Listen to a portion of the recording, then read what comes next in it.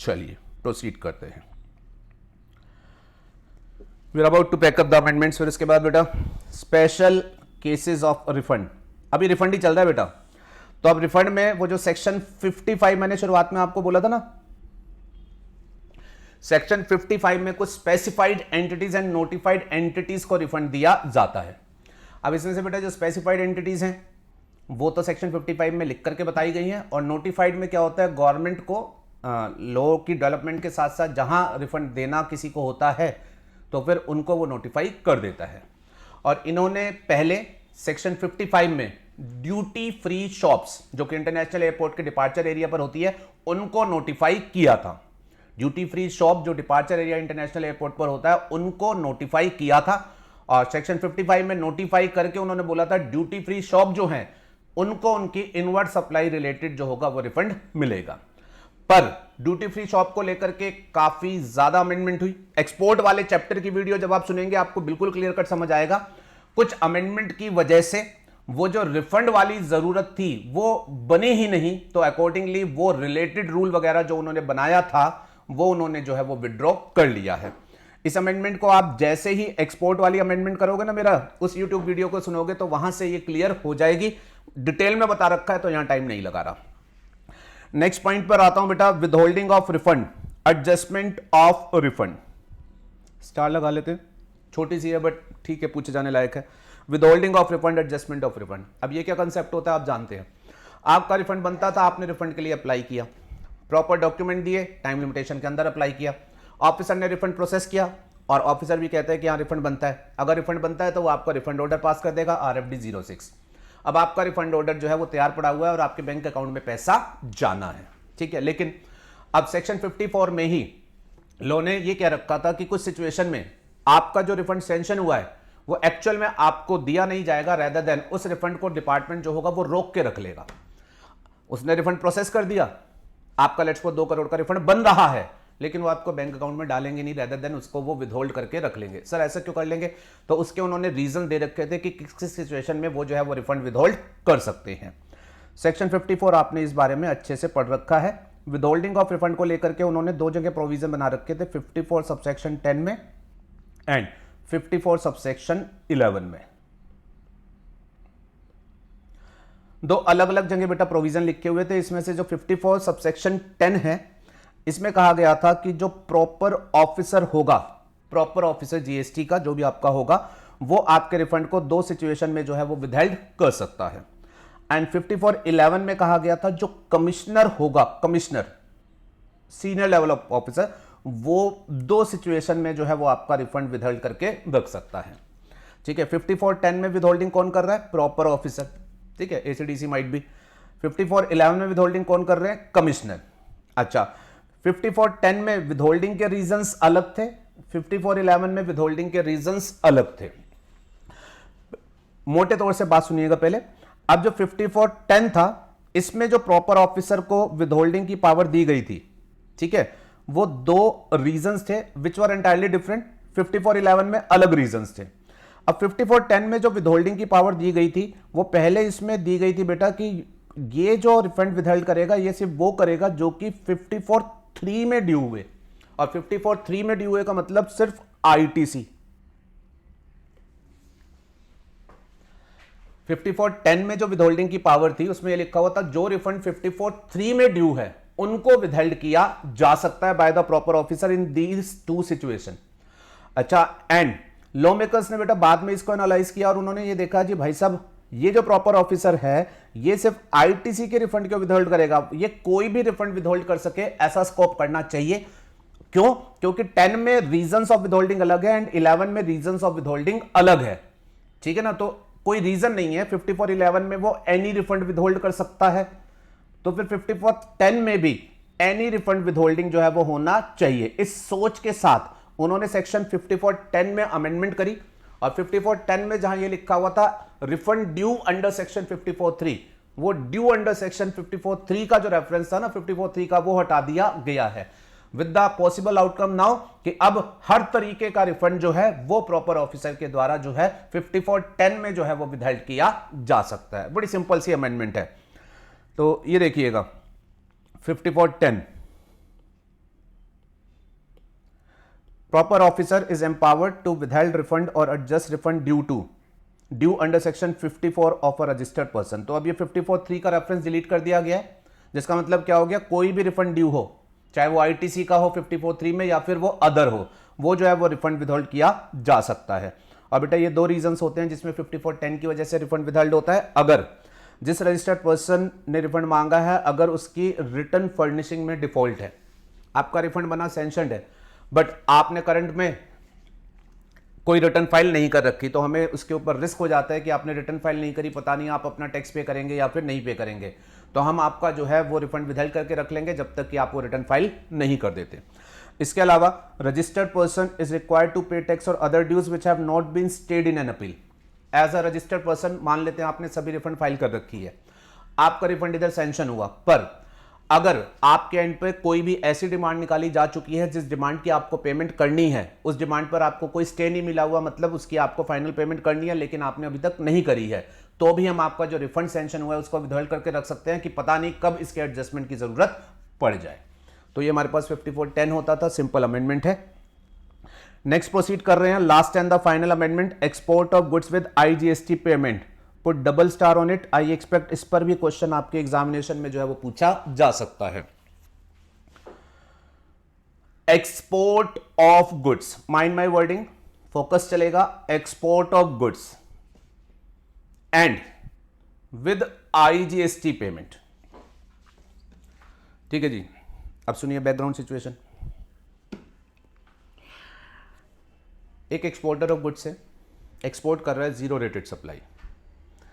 दो ऑप्शन है, under bond LUT कर ले, आउटपुट टैक्स पे ना करे, आईटीसी का रिफंड ले ले, और रिफंड लेने के लिए 89(4) का फॉर्मूला जो अमेंड हुआ है बहुत डिटेल में आपने किया। ठीक है जी, क्वेश्चन आ सकता है। दूसरी बात, एक्सपोर्टर ऑफ गुड्स से एक्सपोर्ट कर रहा है लेकिन कह रहा है जी मैं आईजीएसटी एक बार पे करूंगा और बाद में आईजीएसटी का रिफंड लूंगा, मैं दूसरा रास्ता चूज करना चाहता हूं। तो बेटा इसमें भी अमेंडमेंट है, मतलब एक्सपोर्टर ऑफ गुड्स के लिए तो किसी भी एंगल से क्वेश्चन पूछा जा सकता है। ठीक है जी, अगर वो आईटीसी रिफंड के लिए जाएगा तो वो वहां फार्मूला बेस्ड क्वेश्चन पूछा जा सकता है, और अगर वो आईजीएसटी रिफंड वाले रास्ते पर जाएगा तो फिर आपके पास यहां क्वेश्चन पूछा जा सकता है। और यहां पर भी जो अमेंडमेंट हुई है थोड़ा सा आपको समझने में टाइम लगेगा, बट आप लॉजिक के साथ बड़े अच्छे से इसे समझ पाएंगे, तो थोड़ा फोकस रखिएगा।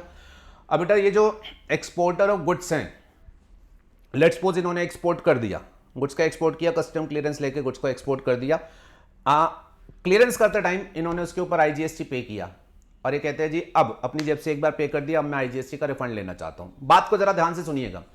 अब जो आईजीएसटी पे कर दिया उसका आपको रिफंड लेना है, तो रिफंड लेने के लिए आपको क्या करना पड़ेगा? सर अभी आपने बताया रिफंड एप्लीकेशन डालनी पड़ेगी, RFD 01 एंड सोन। बस रुक जाओ यहां पर, यहीं पर एक खास बात है, जीएसटी के लॉ में हर सिचुएशन में जब आपको रिफंड लेना होता है तो आपको जीएसटी की पोर्टल पर जाकर के RFD 01 के नाम से एक एप्लीकेशन डालनी होती है, लेकिन एक एक्सेप्शन है इस रूल का, एक एक्सेप्शन है इस रूल का। अगर आप कर रहे हैं एक्सपोर्ट ऑफ गुड्स, और एक्सपोर्ट ऑफ गुड्स में भी आईजीएसटी पे करते हुए अगर आप कर रहे हैं, बॉन्ड वाला नहीं, बॉन्ड में कर रहे हो आईटीसी का रिफंड लेना है तो वही है पोर्टल पर रिफंड एप्लीकेशन, लेकिन स्पेशल अगर आप एक्सपोर्ट कर रहे हैं और आईजीएसटी पे करते हुए चल रहे हैं तो उस केस में जीएसटी का लॉ ये कहता है आपको रिफंड एप्लीकेशन जीएसटी की पोर्टल पर नहीं डालनी है, रेदर देन आप कस्टम क्लियरेंस के लिए जो कस्टम की पोर्टल पर शिपिंग बिल या बिल ऑफ एक्सपोर्ट फाइल करते हैं उसी को डीम्ड रिफंड एप्लीकेशन जो है वो मान लिया जाता है। This is the only one exception, exporter of goods, services नहीं, एक्सपोर्टर ऑफ गुड्स जो आईजीएसटी पेमेंट वाले रूट पर है उनके लिए लॉ में ये स्पेशल कहा गया है कि अगर आप एक्सपोर्ट ऑफ गुड्स कर रहे हैं विद आईजीएसटी पेमेंट तो आपको उस आईजीएसटी का रिफंड लेने के लिए कोई रिफंड एप्लीकेशन जीएसटी की पोर्टल पर नहीं डालनी है, आपने कस्टम की पोर्टल पर जो कस्टम क्लियरेंस के लिए shipping bill, bill of export दिया उसी को रिफंड एप्लीकेशन मान लिया जाता है। और इसका लॉजिक ये होता है बेटा, क्योंकि ये वाला जो आईजीएसटी का रिफंड होता है ये रिफंड आपको जीएसटी वालों से मिलते ही नहीं है, ये वाला जो आईजीएसटी का रिफंड होता है ये कस्टम में ही आपको जो है वो सैंक्शन करा के अवेलेबल कराया जाता है। लोगों ने मैकेनिज्म ऐसा बना रखा है कि ये वाला जो रिफंड है आईजीएसटी पेड का ये कस्टम के थ्रू ही आ जाएगा और ये एक ऑटोमेटिक सॉर्ट में आपके पास आ जाता है, इसमें इनफैक्ट आपको मांगने जाना ही नहीं पड़ता। ये पूरा मैकेनिज्म आपने पढ़ा था rule 96, export of goods with IGST payment. ये वाला जो आईजीएसटी का रिफंड होगा ये कस्टम से डिसबर्स होता है, जीएसटी वाले नहीं देते, और इसी वजह से आपको जीएसटी में एप्लीकेशन नहीं डालनी होती। रेदर देन जो शिपिंग बिल और बिल ऑफ एक्सपोर्ट आप फाइल करते हो कस्टम में, वही डीम्ड रिफंड एप्लीकेशन मान करके कस्टम वाला आपका रिफंड जो है वो सैंक्शन कर देता है। अब ये होता कैसे है, पढ़ा आपका हुआ है जरा एक बार मैं, लेकिन फिर भी रिवाइज कराऊंगा ताकि लिंकिंग बेहतर हो सके। तो जरा ध्यान से देखिएगा नेक्स्ट पेज के स्टार्ट को। अब मान लीजिए कोई पर्सन है, ठीक है, डेट्स एंड सिचुएशन इवेंट्स को जरा फोकस से ध्यान से सुनिएगा, बहुत अच्छे से समझ आने वाला है। ये पर्सन है बेटा supplier of goods, let's suppose इसके पास बाहर से जो है वो कोई एक्सपोर्ट ऑर्डर आया, तो अब इसने आईजीएसटी पेमेंट करते हुए करना है, तो इसको जो प्रोसेस फॉलो करने होते हैं स्टेप वाइज लिखा हुआ, ध्यान से सुनिएगा। नंबर 1, जिन गुड्स का ये एक्सपोर्ट करना चाहता है बेटा, उन गुड्स को ये रेडी करेगा फॉर डिस्पैच, और उसका एक प्रॉपर टैक्स इनवाइस जो होगा वो जीएसटी लॉ के हिसाब से बना लेगा, section 31 red with rule 46। Invoice बना लो प्रॉपर, ठीक है जी। इस इनवाइस में गुड्स की जो भी वैल्यू जीएसटी वगैरह है वो सब प्रॉपर आपको मेंशन करना होता है। आपने इनवाइस बना लिया, लेट्स सपोज 13 अप्रैल को, ठीक है। सबसे पहला स्टेप होता है कि गुड्स रेडी करो और उसका इनवाइस बना लो। फिर उसके बाद स्टेप नंबर 2, ये जो गुड्स का इनवाइस आप बनाते हो बेटा, अब गुड्स का एक्सपोर्ट कर रहे हो तो आपको पता है कि आपको कस्टम से क्लियरेंस करानी पड़ेगी। तो कस्टम से क्लियरेंस कराने के लिए अब आपको जो कस्टम लॉ की फॉर्मेलिटीज हैं वो करनी होती है। वो क्या होती है कि आपको उन गुड्स का शिपिंग बिल या बिल ऑफ एक्सपोर्ट जो है वो फाइल करना होता है। अगर माल सी या फिर एयर रूट से जा रहा है तो शिपिंग बिल बनाया जाता है, व्हीकल के थ्रू जाता है तो फिर बिल ऑफ एक्सपोर्ट बनाया जाता है। मैं एग्जांपल में वेसल ले रहा हूं तो शिपिंग बिल जो होगा वो ये बना लेगा। अब शिपिंग बिल जो होता है वो इसे कस्टम्स की पोर्टल पर कस्टम क्लियरेंस लेने के लिए फाइल करना होता है। अगेन ये घर बैठे फाइल करता है, और प्लीज ध्यान में रखिएगा इस शिपिंग बिल में इसे कॉरेस्पॉन्डिंगली वो गुड्स जो ये एक्सपोर्ट करना चाहता है उसके टैक्स इनवॉइस की क्रॉस डिटेल जो है वो देनी होती है। शिपिंग बिल जो आप बनाओगे, है ना, आप ये गुड्स एक्सपोर्ट करना चाहते हो तो पहले तो बनेगा जीएसटी इनवॉइस, फिर उस इनवॉइस का नंबर का रेफरेंस जो होगा वो आपको शिपिंग बिल में जो है वो प्रेजेंट करना होता है, ठीक है जी। तो आपने शिपिंग बिल अपना फाइल कर दिया और इसमें ये इनवॉइस डिटेल जो है वो आपने साथ में डाल दी। लेट्स सपोज ये शिपिंग बिल आपने 14 अप्रैल को फाइल कर दिया। कस्टम की पोर्टल पर आपने शिपिंग बिल डाल दिया। अब पोर्टल पर क्या होगा, पोर्टल पर जब ये शिपिंग बिल जाएगा तो डिपेंडिंग अपॉन ये शिपिंग बिल जो है वो पोर्टल ने सेलेक्ट किया या नहीं किया, इसकी असेसमेंट के वेरिफिकेशन के प्रोसेस इन्वॉल्व होंगे, ठीक है। अब ये जो होगा शिपिंग बिल पोर्टल पर डालने के बाद जो माल इसने बाहर भेजना है, जो इसने रेडी करके रखा था, उसको कंटेनर में लोड करके लेकर के आ जाएगा पोर्ट पर। पोर्ट पर जो भी कस्टम का वेरिफिकेशन का प्रोसेस वगैरह रहता है वो किया जाएगा। एंड लेट्स सपोज सब कुछ ओके पाया जाता है, सब कुछ ओके पाया जाता है तो फिर इसे कस्टम की पोर्टल से कस्टम ऑफिसर के द्वारा गुड्स को एक्सपोर्ट करने की इजाजत दे दी जाएगी। कैसे? बाय इशूइंग एन ऑर्डर, जिसको हम बोलते हैं लेट एक्सपोर्ट ऑर्डर। जब इसे कस्टम में गुड्स को एक्सपोर्ट करने की परमिशन मिल जाएगी, लेट एक्सपोर्ट ऑर्डर, तो उसके बाद वो क्या करेगा, वो अपने इस कंटेनर को जो होगा वो पर्सन इन चार्ज वाले को हैंड ओवर कर देगा उस परमिशन के साथ, और पर्सन इन चार्ज जो होगा वो इस कंटेनर को लोड करके अलॉन्ग विद अदर कंटेनर जो होगा वो अपनी जर्नी के लिए बाहर निकलेगा। जब ये हमारे कस्टम पोर्ट से आगे जाता है तो आप सबको पता है कस्टम वाला ये कहता है कि पीआईसी जब देश छोड़ के जाएगा तो जाते टाइम वो डिपार्चर मैनिफेस्ट ईजीएम या फिर ईआर बिल ऑफ एक्सपोर्ट वाले केस में जो होगा वो फाइल करेगा। कस्टम क्लियरेंस के लिए सप्लायर कस्टम की पोर्टल पर शिपिंग बिल डालता है, और फाइनली जब गुड्स कस्टम पोर्ट से उठकर पीआईसी लेकर के जाता है तो फिर वो डिपार्चर मैनिफेस्ट डालता है, ठीक है जी। तो तीसरे स्टेप पर मैंने डिपार्चर मैनिफेस्ट हाईलाइट करी, और लेट्स सपोज 23 अप्रैल को इस कॉरेस्पॉन्डिंगली पीआईसी ने डिपार्चर मैनिफेस्ट डाली। अब सुनिएगा, डिपार्चर मैनिफेस्ट जब 23 अप्रैल को जाती है तो कस्टम वालों के एंगल से गुड्स अब बाहर जा गए, गुड्स अब बाहर चले गए, तो बेसिकली गुड्स का एक्सपोर्ट जो है वो हो गया। यस और नो? लो अब इसको क्रॉस कंफर्म करता है कस्टम की पोर्टल की मदद से। स्टेप समझ आ रहा है? चलिए अब डेट्स पर अगर फिर से एम्फेसिस रख लूं, 13 अप्रैल को मैंने इनवॉइस बनाया, 24 को शिपिंग बिल डाल दिया, गुड्स अल्टीमेटली कस्टम से क्लियर हो गए और पीआईसी 23 अप्रैल को लेकर के चला गया। तो कहने का मतलब 13 अप्रैल को जिन गुड्स का मैंने एक्सपोर्ट इनवॉइस बनाया था वो अल्टीमेटली अप्रैल के महीने में ही एक्चुअल में एक्सपोर्ट हो गए हैं, वेसल जो है उन गुड्स को लेकर के चला गया है।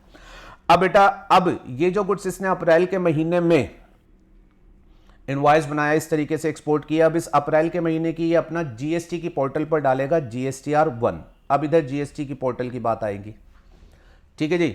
मान के चलता हूं कि ये रजिस्टर्ड पर्सन है और नॉन क्यूआरएमपी है, तो नॉन क्यूआरएमपी है तो ये मंथली बेसिस पर 11 तारीख को जो होगा वो अपनी GSTR1 डालेगा, और जब ये GSTR1 डालेगा तो उसके टेबल नंबर 6 में जो होगा वो कॉरेस्पॉन्डिंगली इन एक्सपोर्ट के इनवॉइसेस को भी डिक्लेयर करेगा। उसकी GSTR1 11 मई को जब इसने पोर्टल पर डाली तो जीएसटी की पोर्टल वो उस GSTR1 में से जो एक्सपोर्ट इनवॉइसेस की डिटेल है उसको जो होगी वो ट्रांसमिट करेगी टू द कस्टम पोर्टल। यहां अब आपका फ्लो बढ़ना चाहिए,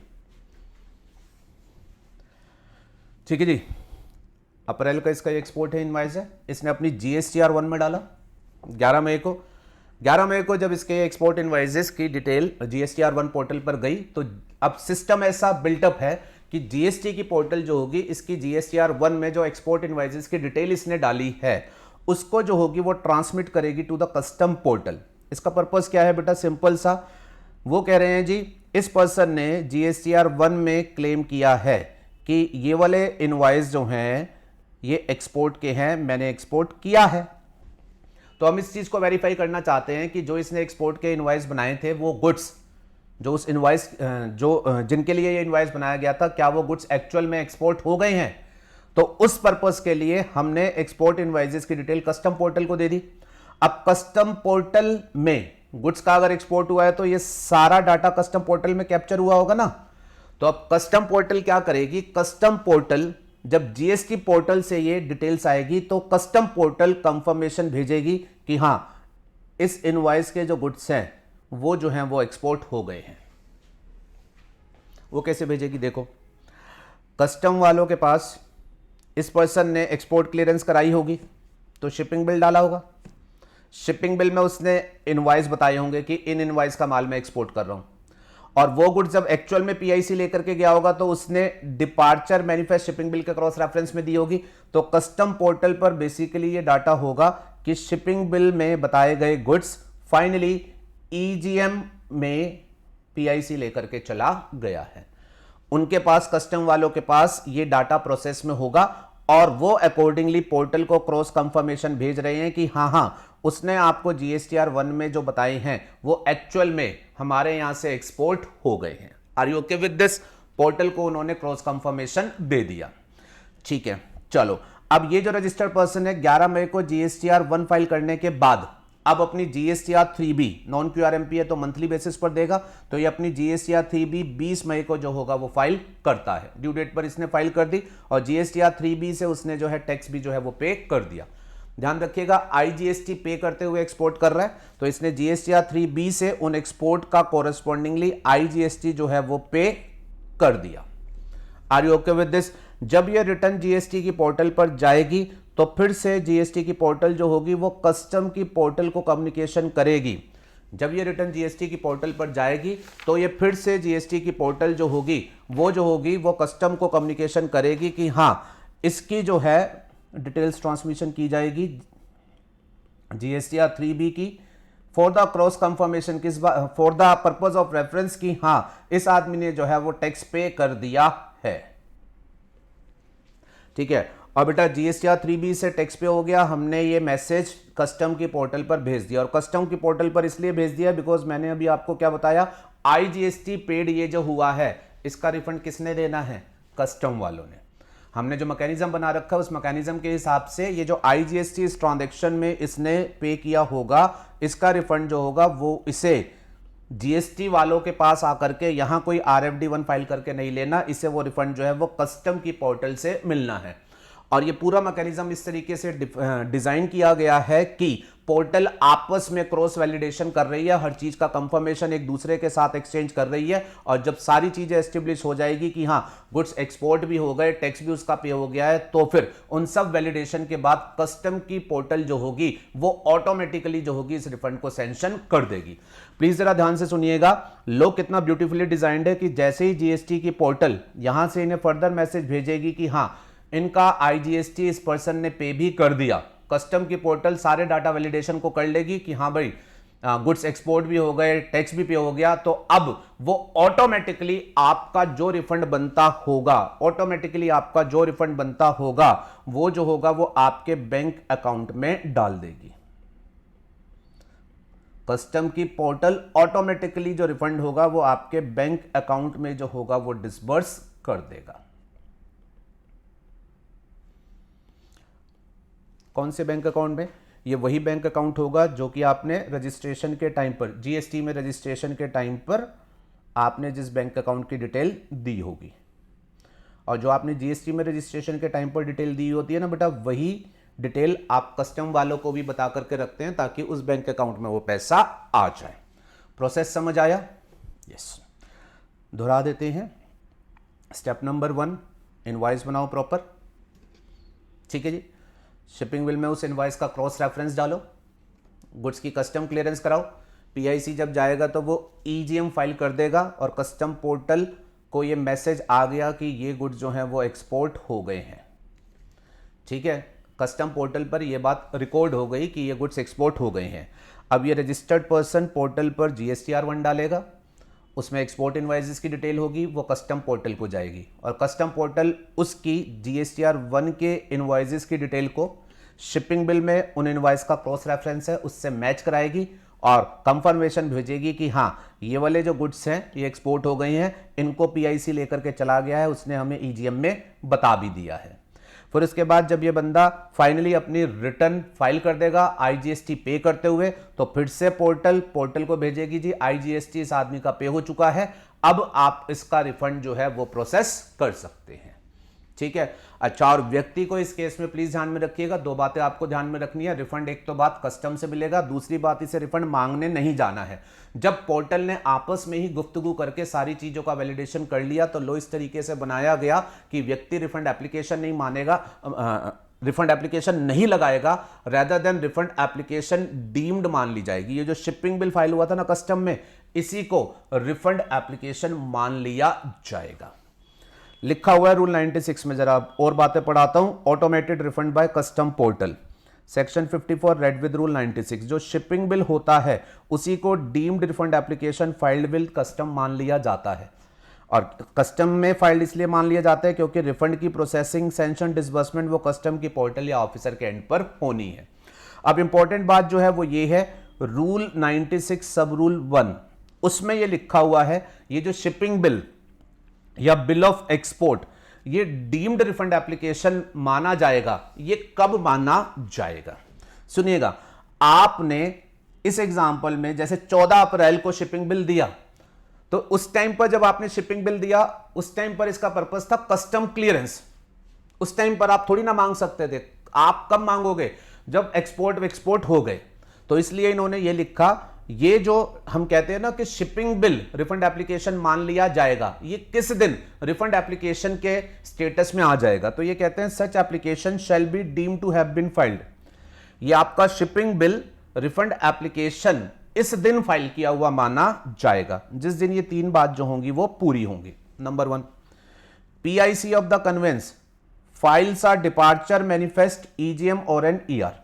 पहली बात क्या होनी चाहिए कि जो ये पीआईसी है इसने ईजीएम फाइल कर दिया। मेरे एग्जांपल में 23 अप्रैल को इसने ईजीएम फाइल कर दिया, मतलब इसने ये बता दिया गुड्स चले गए। B, the applicant has furnished a valid return in form GSTR 3B। क्या चीज? उस पर्सन ने अपनी जीएसटीआर 3B फाइल कर दी पोर्टल पर और पोर्टल ने कस्टम वालों को बता दिया। लेट्स सपोज ये काम हो गया हमारे पास 20 मई को। ठीक है, तो 27 अप्रैल को गुड्स चले गए थे। 20 मई को आगे चल के क्या हुआ? फाइनली उन गुड्स का जो आईजीएसटी उसने पे करना था वो पे भी कर दिया। तो अब गुड्स भी चले गए, आईजीएसटी भी पे हो गया, अभी तो बनाना रिफंड। यस। फिर वो कहते हैं तीसरी बात और चेक कर लेना, the applicant has undergone Aadhaar authentication as per rule 10B। आप सभी जानते हैं कि उन्होंने आधार ऑथेंटिकेशन लिमिटेड सेंस में मैंडेटरी कर रखा है कि अगर रिफंड लेना है जीएसटी में कोई भी, तो आधार ऑथेंटिकेशन आपका होना जरूरी है। तो अगर आपका जो बैंक अकाउंट डिटेल है, आपका जो बैंक अकाउंट की डिटेल है, आपने प्रॉपर आधार ऑथेंटिकेशन करा रखा है तो ठीक है, नहीं तो फिर आधार ऑथेंटिकेशन जिस दिन कराओगे उस दिन के बाद ही रिफंड एप्लीकेशन सबमिट मानी जाएगी। मैं मान के चलता हूं इसने रिफंड, ये आधार ऑथेंटिकेशन जो है वो ऑलरेडी कराया हुआ है, पहले से ही करा के बैठा हुआ है। तो कहने का मतलब ये हो गया अंडर दीज सर्कमस्टांसेस ये तीनों कंडीशन अल्टीमेटली किस दिन पूरी हो गई, 20 मई को। तो 20 मई को तीनों कंडीशन की पूर्ति एज अ होल हो गई 20 मई को। तो 20 मई को क्या मान लिया जाएगा कि जो इसने शिपिंग बिल दिया था वो रिफंड एप्लीकेशन है। तो बेटा 20 मई को ये शिपिंग बिल जो होगा ये रिफंड एप्लीकेशन के स्टेटस में कन्वर्ट हो जाएगा। और जैसे ये रिफंड एप्लीकेशन के स्टेटस में कन्वर्ट हो जाएगा, अब ऑफिसर क्या करेगा, कस्टम वाला, कस्टम की पोर्टल क्या करेगी, वो इस रिफंड को प्रोसेस करके आईजीएसटी इसने जो भी पे किया है वो इसके बैंक अकाउंट में जो होगा वो क्रेडिट कर देंगे।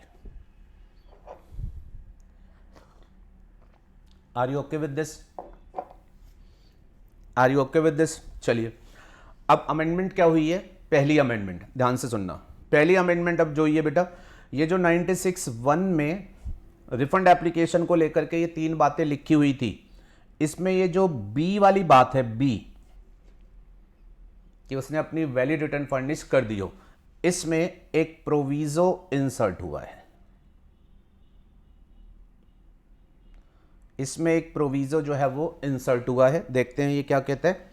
अब प्रोविजो ये कहता है if there is a mismatch in data furnish in the shipping bill of export and GSTR 1 then application shall be deemed to have been furnished on the date such mismatch is rectified by the exporter। अभी जो example मैंने बनाया उस example के हिसाब से हमने सभी डेट पिन पॉइंट करी, तो हमारी रिफंड एप्लीकेशन किस दिन की बन गई, डेट ऑफ सबमिशन किस दिन की निकल आई हमारी, 20 मई को। ये तीनों बातें पूरी हो गई, 20 मई को बन गई। ठीक है जी। अच्छा अब लेकिन सुनना है जरा ध्यान से। अब ये जो प्रोविजो है, ये प्रोविजो ये कह रहा है अगर मिसमैच कोई निकला किसमें, शिपिंग बिल और बिल ऑफ एक्सपोर्ट जो उसने दिया था,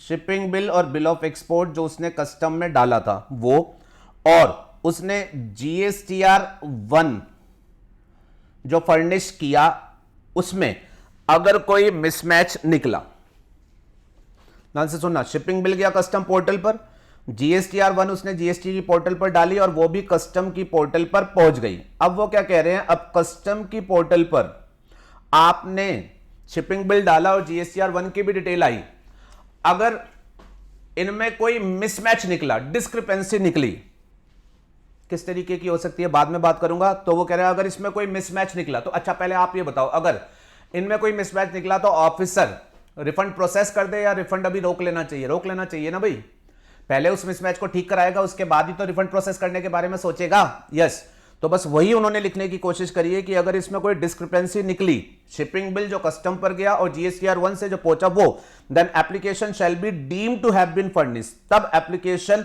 उस दिन फर्निश मानी जाएगी जिस दिन rectification of those mismatches done. Obvious बात है, बड़ी लॉजिकल है।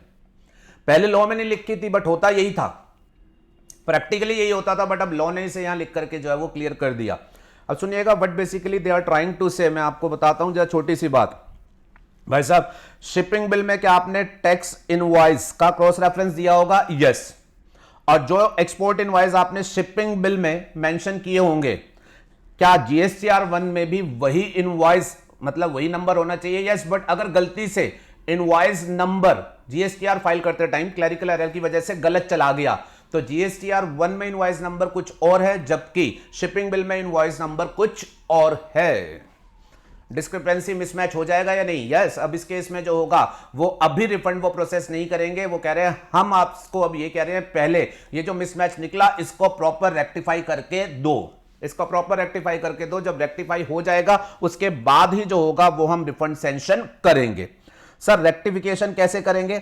बेटा रेक्टिफिकेशन करने के लिए डिटेल्ड इंस्ट्रक्शन उनकी इशूड है, आपके स्टूडेंट के लेवल पर इंपॉर्टेंट नहीं है और अमेंडमेंट में तो खास तौर से मैं उतना वाइड नहीं जा सकता, बट उस जो भी इंस्ट्रक्शन है उनके हिसाब से आप रेक्टिफाई करेंगे। डिपेंडिंग अपॉन एरर है क्या, अलग अलग स्टेप लेने होते हैं। जैसे आपको और बताता हूं बेटा, जब आप ये GSTR 1 में इनवॉइस डालेंगे तो GSTR 1 में जब एक्सपोर्ट के इनवॉइस डाले जाते हैं तो यहां उस इनवॉइस का कॉरेस्पॉन्डिंग शिपिंग बिल नंबर भी मेंशन करने को कहा जाता है। तो आपने पहले शिपिंग बिल फाइल किया कस्टम में, उसका एक नंबर होगा। अब आपने जीएसटीआर 1 फाइल करते टाइम जो शिपिंग बिल का नंबर डाला वो लेट्स सपोज क्लरिकल मिस्टेक की वजह से गलत हो गया, कोई एक टाइपिंग गलत हो गई, तो अगेन पोर्टल पर वहां आगे जो होगा वो मिसमैच निकल जाएगा। Are you okay with this? तो there can be an number of errors, उसकी डिटेल्ड इंस्ट्रक्शन इशूड है कि कौन सी एरर होगी और वो कैसे रेक्टिफाई होगी। मैं उसके ऊपर फोकस नहीं ले रहा, मैं अभी सिंपली आपको ये कह रहा हूं अगर मिसमैच पाया गया देन इन दैट सिचुएशन जब तक वो मिसमैच रेक्टिफाई नहीं होगा, जब तक वो मिसमैच रेक्टिफाई नहीं होगा तब तक जो होगा आपकी एप्लीकेशन फर्निश जो होगी वो नहीं मानी जाएगी। जिस दिन रेक्टिफाई कर दोगे उस दिन वो फर्निश हुई मानी जाएगी। क्लियर है? लॉजिकल है, प्रैक्टिकली यही होता था, बट अब इसके कहने की ऐसी वजह जरूरत क्यों पड़ी वो मैं आपको बताऊं। देखो अब मान लो कोई मिसमैच है ही नहीं और मेरे एग्जांपल में रिफंड एप्लीकेशन की डेट क्या बन गई? 20 मई, 20 मई बन गई, ठीक है। 20 मई को refund application deem to be submit मानी गई, ऑफिसर जो होगा वो रिफंड प्रोसेस करके दे देगा। अब लॉजिक बता रहा हूं मैं, सुन लीजिएगा। अब आपको ये याद है जीएसटी में एक बात ये भी लिखी हुई है कि जो भी रिफंड किसी आदमी का बनेगा वो उसे उसकी रिफंड एप्लीकेशन सबमिट होने के 60 डेज में डिसबर्समेंट हो जानी चाहिए, अदरवाइज लेट अगर होगी तो उसको 6% पर एनम का इंटरेस्ट मिलेगा as per the provision of section 55। तो अगर इसकी एप्लीकेशन लॉ के हिसाब से 20 मई को डीम्ड सबमिट मान ली गई है, मान लो कोई डिस्क्रिपेंसी नहीं है, डीम सबमिट मान ली गई है, तो फिर इसको जो होगा सेक्शन 55 के हिसाब से टाइमली रिफंड भी बैंक अकाउंट में डाल देना है, अदरवाइज इंटरेस्ट डिले का देना पड़ेगा। अब हो क्या रहा है, मान लो इसकी डिस्क्रिपेंसी निकल गई।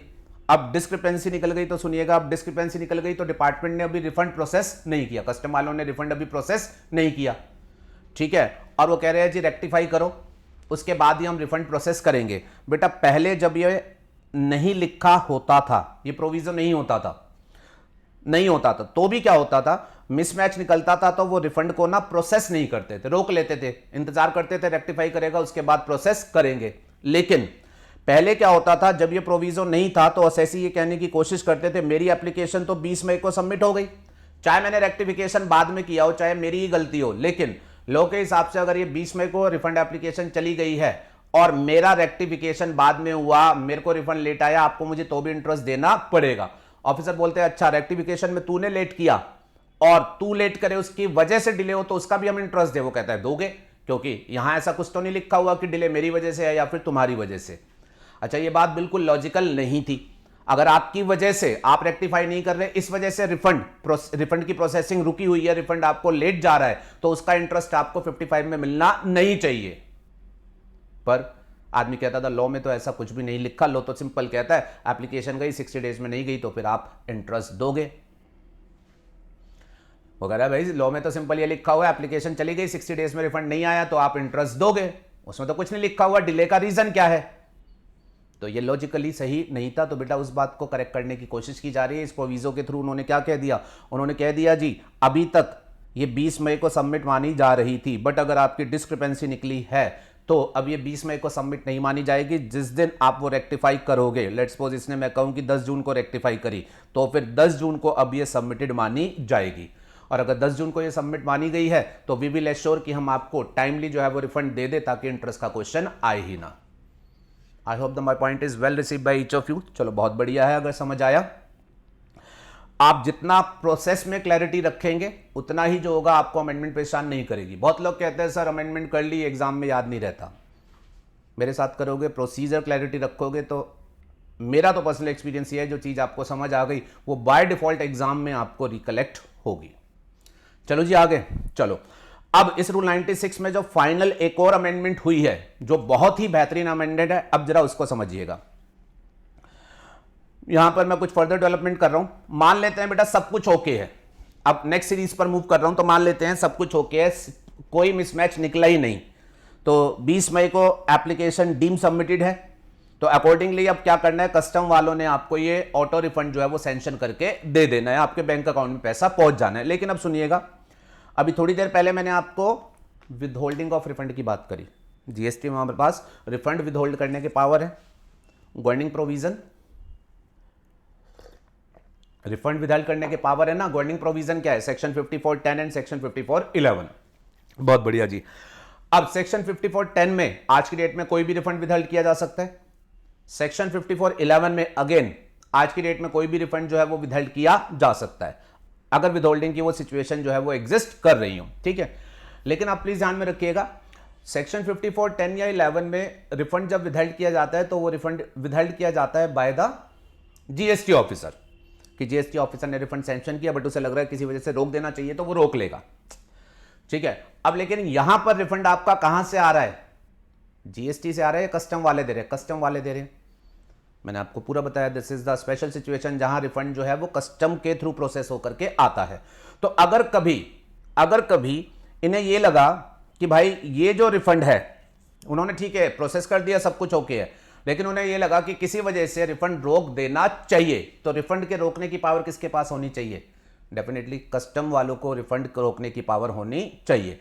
तो रूल 96 ने आगे ये लिखा हुआ है कि ये जो रिफंड है ये विदहेल्ड भी किया जा सकता है बाय कस्टम्स। ये जो रिफंड है ये विदहेल्ड भी किया जा सकता है बाय कस्टम्स। लिंकिंग समझ आई? रिफंड कहां से फ्लो हो रहा है, कस्टम से। तो अगर विदहोल्डिंग की बात आएगी तो विदहोल्डिंग की पावर भी कहां इन्होंने क्रिएट करी कि हां भाई कस्टम वाले जो हैं वो आपकी रिफंड जो है उसको विदहेल्ड भी कर सकते हैं। अब जैसे ही मैं बोलूंगा कि वो विदहेल्ड कर सकते हैं तो आपका अगला क्वेश्चन माइंड में खड़ा हो जाएगा, सर वो कौन सी सिचुएशंस होंगी जहां पर कस्टम वाले इस रिफंड सैंक्शनड हो गया मान लो 2 करोड़ का, लेकिन वो दे नहीं रहे, वो कह रहे हैं हम रोक के रख रहे हैं, तो ऐसी कौन सी सिचुएशन होगी। कहीं कंफ्यूज ना हो जाओ तो बोल दो बेटा, अगर मिसमैच निकला होगा तो रिफंड प्रोसेस ही नहीं हुआ होगा, रिफंड प्रोसेस ही नहीं हुआ होगा, सैंक्शन ही नहीं हुआ होगा। मैं क्या कह रहा हूं, मिसमैच नहीं निकला, रिफंड प्रोसेस हो गया पर बैंक अकाउंट में नहीं डाला गया, उन्होंने रोक के रख लिया, उन्होंने कहा जी अभी कुछ इश्यूज हैं जिसकी वजह से ठीक है सैंक्शनड हो गया, जो फैक्ट्स आपने दिए उस पर सैंक्शनड हो गया, लेकिन हम आपको अभी दे नहीं रहे, बैंक अकाउंट में नहीं डाल रहे। तो वो कौन सी सिचुएशन है जहां पर ये रिफंड जो होगा वो इस तरीके से रोक लिया जाएगा, बैंक में नहीं डाला जाएगा। तो इसको लेकर के बेटा रूल 96 सब रूल 4 में उन्होंने बातें लिखी हुई थी और कहा था कि 2 सिचुएशन है ए एंड बी जिसमें ये रिफंड जो है वो विदहेल्ड किया जा सकता है। अब इसमें बेटा अमेंडमेंट ये हुई है, इसमें सी एक नई सिचुएशन जो है वो ऐड कर दी गई है, जिस पर क्वेश्चन आ सकता है, मैं डिटेल में कराऊंगा। पहले 2 सिचुएशन थी, अब इसके बाद इन्होंने एक और ऐड कर दी है। अच्छा, फिर उसके बाद अभी पहले बेस सुन लो, फिर उसके बाद बेटा पहले ये जो 2 सिचुएशन थी ये बता रहे थे कब विदहेल्ड कर दिया जाएगा, फिर उसके बाद ये कहते थे अगर रिफंड विदहेल्ड किया गया तो फिर प्रोसीजर एक्सपेक्ट क्या चलेंगे उसकी विदहोल्डिंग को लेकर के, प्रोसीजर एक्सपेक्ट क्या चले, पहले तो कब होगा और दूसरा किस तरीके से होगा। तो तरीके की अगर बात करूं तो बेटा तरीके में 96 सब रूल 5 वो ये कहता था जी जीएसटी कमिश्नर की रिक्वेस्ट आई जिसकी वजह से हमने विदहेल्ड किया, ये इधर बी में लिखा होता था। देन वो ये कहता था अगर रिफंड विदहेल्ड हुआ तो हम क्या करेंगे, हम ना इंटीमेशन देंगे, क्या देंगे, इंटीमेशन जीएसटी कमिश्नर को कि आपने जो रिक्वेस्ट करी थी उस रिक्वेस्ट को एंटरटेन करते हुए हमने इस रिफंड को विदहेल्ड कर लिया, और जिस एक्सपोर्टर का रिफंड विदहेल्ड कर लिया उसको भी एक इंटीमेशन देंगे। 96 सब रूल 6 ये कहता था कि अब जब इस तरीके से कमिश्नर ने रिक्वेस्ट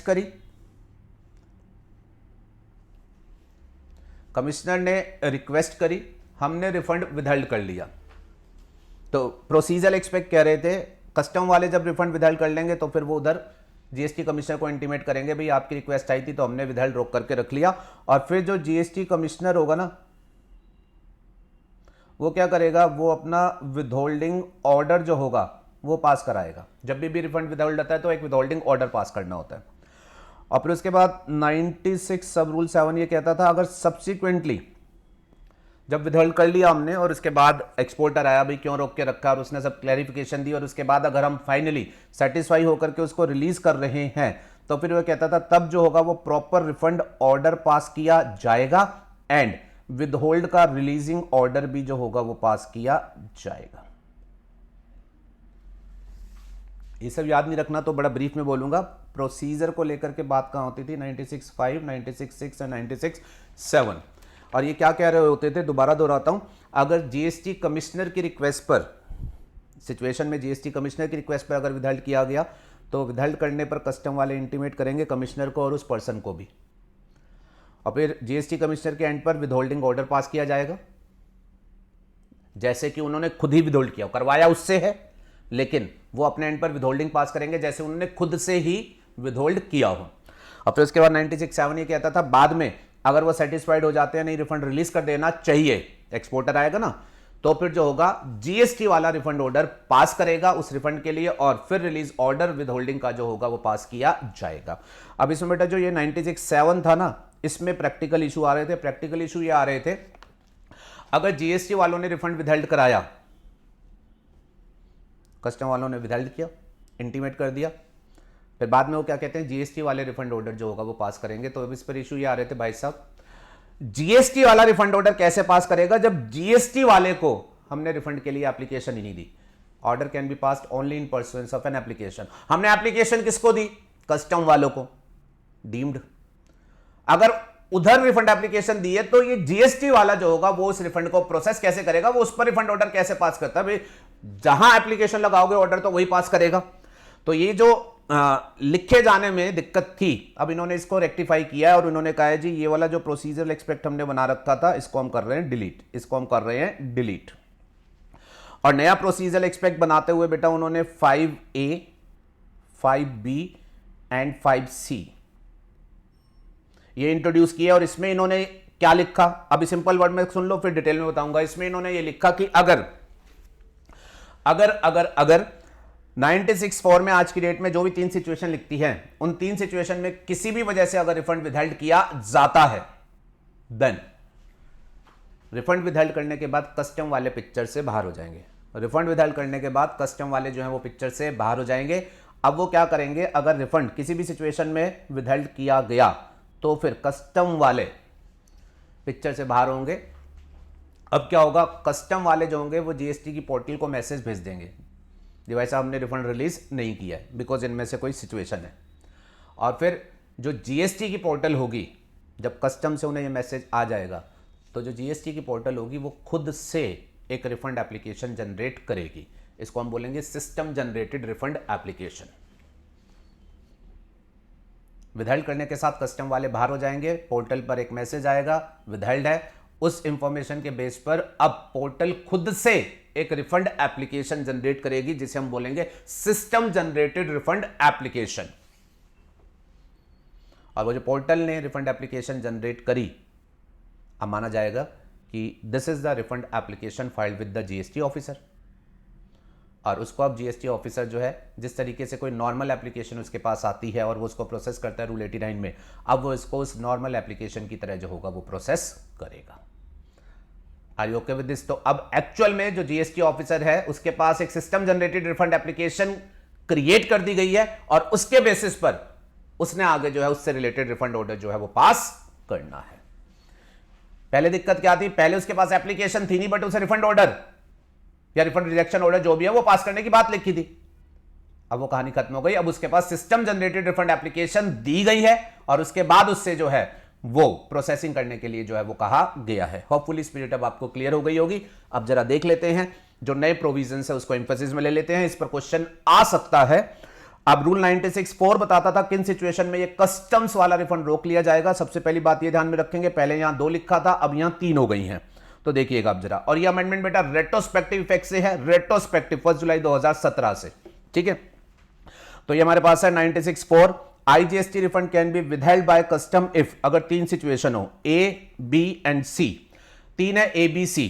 मैंने आपको पहले A लिखी फिर C लिखी, B मैंने बाद में लिखी है क्योंकि ग्रुपिंग अप का कोई पर्पस था, ठीक है। अब पहली situation, request receive from jurisdictional GST commissioner as per provision of 54(10) और 11। जीएसटी कमिश्नर को यह लग रहा है कि यह रिफंड अगर वो सैंक्शन कर रहा होता तो 54(10) या 11 में किसी वजह से वो रोक लेता। अब वो सैंक्शन नहीं कर रहा, कस्टम से सैंक्शन हो रहा है तो कोई बात नहीं, वो कस्टम वालों को रिक्वेस्ट कर रहा है सिचुएशन नंबर 1 की वजह वही है, मैं होता तो मैं रोक लेता, तो अब वजह वही है, आप दे रहे हो तो मैं आपको कह रहा हूं इस रिफंड को रोक ले। बात क्लियर हुई? चलिए सी को भी बाद में पढ़ाऊंगा। बी में ये लिखा होता था, अगर proper officer of custom finds that the goods exported in violation of custom act.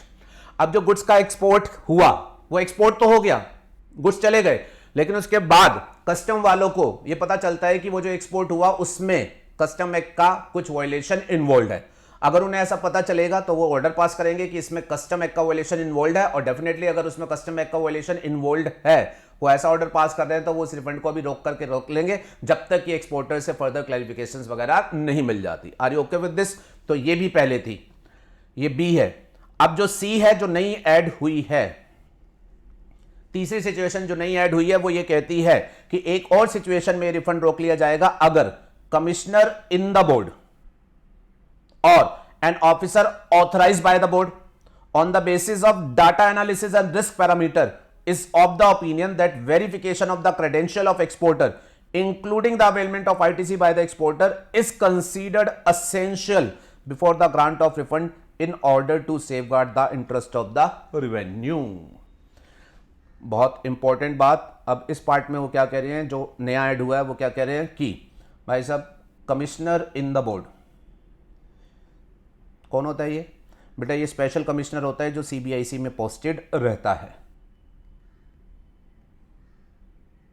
एक तो आपके नॉर्मल जुरिस्डिक्शनल कमिश्नर होते हैं, आप दिल्ली में हो तो आपका जुरिस्डिक्शनल कमिश्नर है, और एक होता है commissioner in the board. Board का मतलब होता है सीबीआईसी, तो कमिश्नर इन द सीबीआईसी का मतलब हो गया जो कि सीबीआईसी में पोस्टेड रहता है। सेक्शन 168 में वैसे इसके बारे में हमने आपके साथ डिटेल डिस्कशन कर रखा है। अब ये कमिश्नर होता है सीबीआईसी में पोस्टेड, मतलब इसकी ऑल इंडिया लेवल की जुरिस्डिक्शन होती है, ऑल इंडिया लेवल की। सीबीआईसी पूरे इंडिया का एक है तो इसकी जुरिस्डिक्शन ऑल इंडिया लेवल की है। तो अगर ये वाला कमिश्नर या an officer authorised by the board, या फिर वो ऑफिसर जिसे सीबीआईसी ने स्पेसिफिकली इस पर्पस के लिए ऑथराइज किया। और बेटा नीचे फुटनोट में देखो सीबीआईसी ने किसको ऑथराइज किया? सीबीआईसी ने ऑथराइज किया प्रिंसिपल डायरेक्टर जनरल या फिर डायरेक्टर जनरल। किसका? Director general of analytics and risk management, DGARM। तो बेटा सीबीआईसी में ये हमारे पास एक पर्टिकुलर पोस्ट है, जैसा कि नाम से क्लियर हो। ये पोस्ट ये किस लिए बनाई गई है? इसमें जो भी डाटा आएगा उसका एनालिसिस किया जाएगा और रिस्क मैनेजमेंट के पर्पस के लिए यूज किया जाएगा। मतलब जो डाटा फर्निश है उसमें जो रिस्क फैक्टर्स मिलेंगे उसके बेसिस पर डिपार्टमेंट की तरफ से कुछ हरकत एक्शन जो होंगे वो ले लिए जाएंगे। तो कहने का मतलब वो क्या कह रहे हैं, नंबर 1 या तो सीबीआईसी जो कि या तो कमिश्नर जो कि सीबीआईसी में पोस्टेड है वो, या फिर director general, principal director general DGARM वाला, उनको क्या पावर दे दी गई है कि अगर उनके एंड पर data analysis and risk parameters को रन किया गया और उनका डाटा एनालिसिस रिस्क पैरामीटर उनको ये इंडिकेट कर रहा है कि जिस एक्सपोर्टर का ये रिफंड है वो रिस्की है, वो रिस्की है। बहुत लोग क्या करते हैं, जीएसटी में एक बड़ा कॉमन सा फिनोमेना है, बहुत लोग क्या करते हैं वो ना एक्सपोर्टर बैकएंड पर फेक आईटीसी लेते हैं, एक्सपोर्ट के लिए आईजीएसटी पे करके उसे यूज़ कर लेते हैं और बाद में अपना आईजीएसटी का रिफंड ले लेते हैं। तो वो क्या कह रहे हैं, अगर उन्होंने कोई फेक आईटीसी की चेन पकड़ी और उस चेन की एक लिंक इस एक्सपोर्टर तक जा रही है, जिससे हमें ये लग रहा है कि हाँ इसने जरूर फेक आईटीसी लिए होंगे और शायद उसी को यूज़ करके पे किया होगा जिसका ये रिफंड लेकर के डिपार्टमेंट को चोट पहुँचाना चाहता है। तो ये कह रहे हैं अगर हमारे एंड पर किया गया डाटा एनालिसिस रिस्क पैरामीटर वो ये शो कर रहा होगा कि एक्सपोर्टर के क्रेडेंशियल डाउटफुल हैं, including availment of ITC by the exporter. एक फेक आईटीसी का रैकेट पकड़ा गया और वहां से जो पेपर्स मिले वहां से इंडिकेट हो रहा है कि इन्होंने एक्सपोर्टर्स को सप्लाई करी है और एक्सपोर्टर्स ने उस फेक आईटीसी को लेकर के आईजीएसटी पेमेंट करते हुए, आईटीसी सेटअप से आईजीएसटी पे करते हुए एक्सपोर्ट किया और रिफंड लेकर के गवर्नमेंट को रेवेन्यू लॉस कर रहे हैं। ऐसा अगर कुछ पैरामीटर शो कर रहे हैं तो फिर हम इस रिफंड को, ये पास तो हो गया कोई बात नहीं, लेकिन अभी देंगे नहीं, रोक के रख लेंगे। ठीक है, आपके क्रेडेंशियल्स का वेरिफिकेशन करेंगे in order to safeguard the interest of the revenue. Are you okay with this? ठीक है जी। और अगर अल्टीमेटली एक्सपोर्टर गलत ही पाया गया तो फिर डिमांड निकाली जाएगी और उस डिमांड के अगेंस्ट ये विदहेल्ड रिफंड एडजस्ट कर लिया जाएगा। और अगर ये रिस्की लगा था लेकिन एक्चुअल में निकला नहीं तो कोई बात नहीं, फिर इसे ये रिफंड जो होगा वो रिलीज कर दिया जाएगा। मेरी बात समझ में आती है? यस। तो ये 3 सिचुएशन है जहां पर रिफंड जो है वो विदहेल्ड किया जा सकता है। चलो, अब जब रिफंड विदहेल्ड किया जाएगा, सिचुएशन समझ आ गई है, तो अब रिफंड विदहेल्ड करने के बाद प्रोसीजर क्या होगा? जैसा कि मैंने आपको ऊपर बताया था, कस्टम वाले बाहर हो जाएंगे, सिस्टम जनरेटेड एप्लीकेशन का कंसेप्ट आया। तो अब सुनिएगा, अब वो कहते हैं अगर रिफंड विदहेल्ड किया गया ए एंड सी की वजह से, ए कमिश्नर ने रिक्वेस्ट दी थी, या सी रिस्की एक्सपोर्टर लगे थे, अगर इसकी वजह से रिफंड विदहेल्ड किया गया तो फिर अब क्या होगा? इसके लिए 96(5)(a) उन्होंने बताया और उन्होंने कहा जी ये जो रिफंड विदहोल्ड किया गया ए और सी में, अब claim shall be transmitted to GST officer electronically. अब क्या होगा? जीएसटी पोर्टल पर जीएसटी ऑफिसर को इलेक्ट्रॉनिकली ट्रांसमिशन कर दिया जाएगा। बेसिकली होगा क्या बेटा, इन दोनों को जब ऐसा कुछ लगेगा तो ये कस्टम की पोर्टल पर अलर्ट डाल देंगे, बेस्ड ऑन दैट रिफंड रोक लिया जाएगा एंड कस्टम की पोर्टल से उन लोगों की कॉरेस्पॉन्डिंग डिटेल जीएसटी पोर्टल को भेजी जाएगी। और जब वो डिटेल जाएगी जीएसटी की पोर्टल पर, तो उस डिटेल के बेस पर अब जीएसटी की पोर्टल जो है वो खुद से एक रिफंड एप्लीकेशन जनरेट करके जीएसटी ऑफिसर को देगी। Claim shall be transmitted to GST officer by system generated RFD01 and साथ ही में एक्सपोर्टर को भी ई इंटीमेट इस ट्रांसमिशन का जो होगा वो किया जाएगा, एक्सपोर्टर को भी बता दिया जाएगा।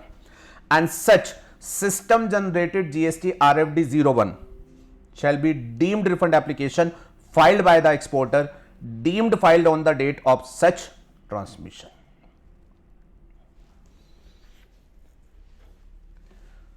क्लियर है जी? अब system generated refund application fresh create हो जाएगी और यह माना जाएगा कि अब जैसे पर्सन ने कस्टम से रिफंड मांगा ही नहीं था, अब उसने रिफंड एप्लीकेशन जो है वो डायरेक्टली ऑफिसर के थ्रू जो है वो सबमिट करके मांगी है और अब ऑफिसर जो होगा वो इसको अकॉर्डिंगली जो होगा एक नए सिरे से फ्रेश जानकारी के साथ जो होगा वो प्रोसेस करेगा। नेक्स्ट आइएगा, अगर विदहेल्ड करने की वजह बी वाला पॉइंट रहा था, बी वाला पॉइंट मतलब जहां कस्टम वालों ने बाद में वॉयलेशन निकाला था, तो उस केस के लिए उन्होंने बोला 96(5)(b), अगर रिफंड विदहोल्ड हुआ 96(4)(b) में, मतलब proper officer of custom act की वजह से, तो वो कह रहे हैं प्रॉपर ऑफिसर ऑफ कस्टम वाले ऑर्डर पास करेंगे that goods have been exported in violation of custom act. उस ऑर्डर को पास करने के बाद रेक्विजिट डिटेल जीएसटी पोर्टल को जाएगी और वहां जो होगा जीएसटी ऑफिसर को सिस्टम जनरेटेड RFD मिल जाएगी, एक्सपोर्टर को भी बता दिया जाएगा। और ये जो सिस्टम जनरेटेड RFD01 है ये deemed refund application filed by exporter बनेगी, deemed filed on the date of such transmission. पहले कुछ हुआ ही नहीं था, अब फ्रेश हुआ है ऐसा माना जाएगा।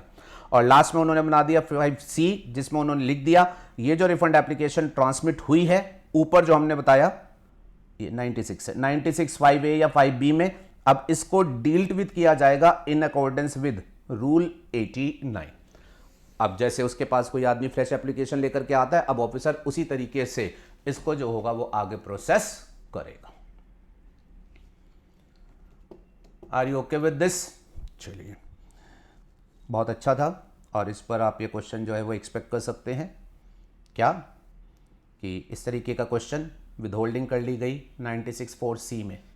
4C का मतलब वो जो कमिश्नर है ना बेटा, जो CBIC में पोस्टेड है, उसने कर ली, या फिर वो जो DG ARM का डायरेक्टर जनरल वगैरह था उसने कर ली। ठीक है, तो वो withholding of IGST refund of risky exporters. ठीक है, तो इसमें जो ये कहानी है ना, तो सिंपल सी ये चार्ट बेस समझ लो, वैसे तो सब समझ आ ही गया। मैंने आपको क्या समझाया, अगर आप एक्सपोर्ट कर रहे हैं विद IGST पेमेंट तो आप रिफंड एप्लीकेशन नहीं देते हैं ना। क्यों? क्योंकि आपका जो शिपिंग बिल होता है वो डीम्ड रिफंड एप्लीकेशन माना जाता है। ठीक है जी, लेकिन अब वो क्या कर रहे हैं, अगर आपकी कहानी में 96(4) आ गया कोई भी सिचुएशन, तो फिर क्या होगा, जिन सिचुएशंस में 96(4) आ गया, डिटेल कस्टम की पोर्टल से इधर जाएगी जीएसटी की पोर्टल पर, जीएसटी की पोर्टल उस डिटेल के बेसिस पर एक खुद से सिस्टम जनरेटेड रिफंड एप्लीकेशन तैयार करके दे देगी, वो इस प्रॉपर ऑफिसर को असाइन कर दी जाएगी और प्रॉपर ऑफिसर जो होगा अब इस एप्लीकेशन को फ्रेशली प्रोसेस करेगा एज इफ कि एक नॉर्मल रिफंड एप्लीकेशन उसके पास रूल 89 में आई है। ठीक है जी, तो इसके ऊपर ये उन्होंने कुछ इंस्ट्रक्शन भी इशू करी है विच इज प्रेटी सिंपल, इन्हीं चीज़ों का रिपीटिशन है, इसको आप पढ़ लीजिएगा। कि ये ऐसे विदहेल्ड करेगा और फिर उसके बाद जब प्रॉपर ऑफिसर के पास ये केस जाएगा तो फिर वो इस तरीके से उसे प्रोसेस करेगा। चलो एक बार मैं पढ़ ही देता हूँ। DGARM on the basis of data analysis and risk parameter which would identify the exporter where verification of credential of exporter including availment of ITC by the exporter is considered essential before grant of refund. As a matter of policy ये regular basis पर risk analysis करके risky exporter ढूंढेंगे। ठीक है जी। DGRM would then place an all India alert on such exporter on Indian custom along with reason for putting the said alert। तो जो risky exporters उन्हें नजर आए उसका ऑल इंडिया अलर्ट कस्टम की पोर्टल पर डाल दिया जाएगा कि इनकी तरफ से कोई भी रिफंड क्लेम आए तो प्रोसेस करके रिलीज मत कर देना, उनको जो है वो विदहेल्ड कर लेना, क्योंकि वो इस सिस्टम जनरेटेड प्रोसेस से जाएगा। ठीक है जी। Once an alert is placed on an exporter the IGST refund of such exporter would be withheld. The data in respect of shipping bill filed by such exporter would be transmitted to GSTN through IC gate for generation of refund claim in form GST RFD 01। Okay जी। चलिए फिर उसके बाद क्या कह रहे हैं, अब ये इधर चला गया। अब PO shall ascertain the genuineness of exporter and verify the correctness of availment and utilization of ITC by the exporter and exercise of due diligence in processing of said refund claims to safeguard the interest of revenue. PO may conduct the physical verification of the places of business of exporter if required to ensure that the exporter is existing at declared place of business and functional active। Dummy exporter तो नहीं है, fake ITC वगैरह लेकर के तो encash करा नहीं रहे। मेरी बात समझ आ गई है? बिल्कुल आ गई है जी। तो ये आपकी मुझे लगता है अब रिफंड रिलेटेड सभी अमेंडमेंट्स कवर हो गई हैं। बाकी अमेंडमेंट्स नेक्स्ट लेक्चर में करेंगे। Thank you everyone, bye bye.